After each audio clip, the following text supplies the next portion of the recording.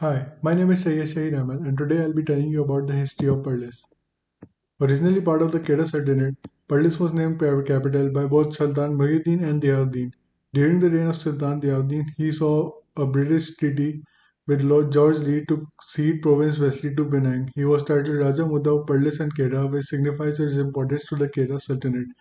In 1821, the Siamese conquered Kedah, threatening British interests in the region.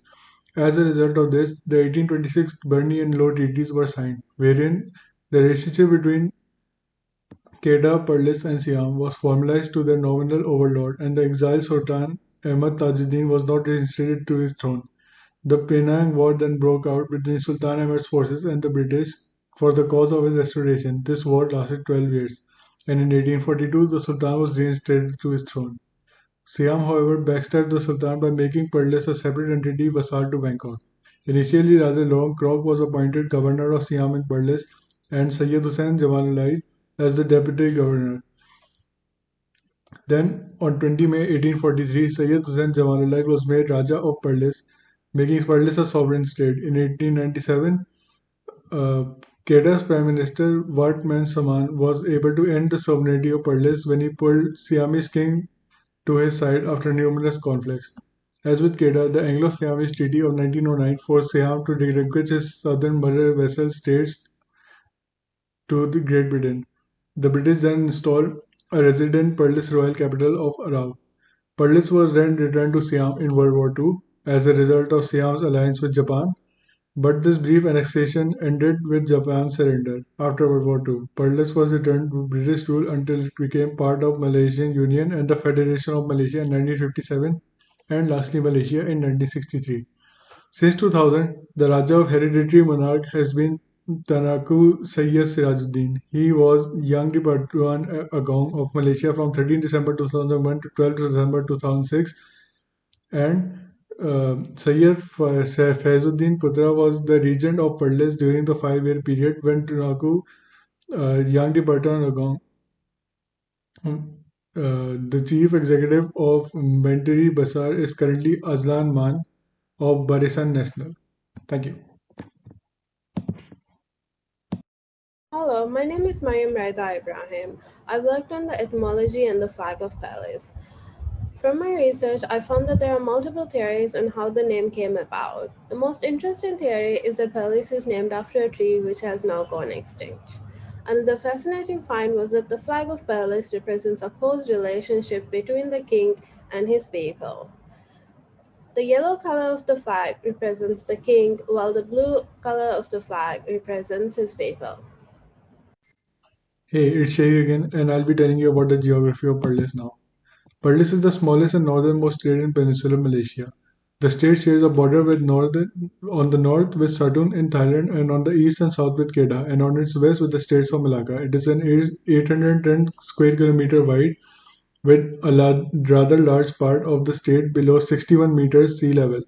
Perlis' highest point is Gugun, China, measuring 721 meters. The state's climate is tropical monsoon with temperatures ranging from 21 to 32 degrees centigrade. It is generally dry and warm from January to April. Humidity is high on the lowlands and ranges from 82 to 86% per year, and average rainfall per year falls between 20-32 mm to 25-40 millimeters, with the wettest month being May to December. Thank you. Hello everyone, this is Zareen and today I'm going to talk about Pulut Mempelam, which is a traditional popular dish in Perlis. The dish is made out of glutinous rice, coconut milk and mangoes. The mangoes used in this dish are harum manis, which is a rare variety of mangoes available between April and June. However, the dish can be made out of local mangoes and other fruits like durian and sapodilla. Just look how yummy the dish looks. Thank you. Today I want to talk about the traditional cuisine in Perlis. Perlis is considered to be a foodie paradise, and this is because they reside just below the province of Thailand. And so they incorporate a lot of their flavors as well as their own. So when you eat there, expect their food to be sweet, spicy, as well as a little bit tangy. So I want to talk about emping because emping is considered to be the traditional snack of the state, and it is prepared by extracting the green grains from their husk using numerous process of heating and pounding. These are usually served with coconut and seasonings of salt and sugar. And the locals claim that this is best served in the winter because during this time you can fully experience their flavor. Okay, thank you. This is for all from me, and now I'm passing it to my friend. Hi, my name is Bao Xinghui, and I will be introducing some of the national and nature parks in Perlis. The first one I want to talk about is Perlis State Park. The park is surrounded by beautiful forests and a vast cave system. The wide variety of animals and plants attract a lot of nature lovers hiking and camping in the park. Another park I want to introduce is the Herbal Garden, which is as known as Rimba Herba in Malay. There are more than 1,000 different herbs in the herb garden, and it allows visitors to learn about the scientific names, sources, and medical purpose of the plants.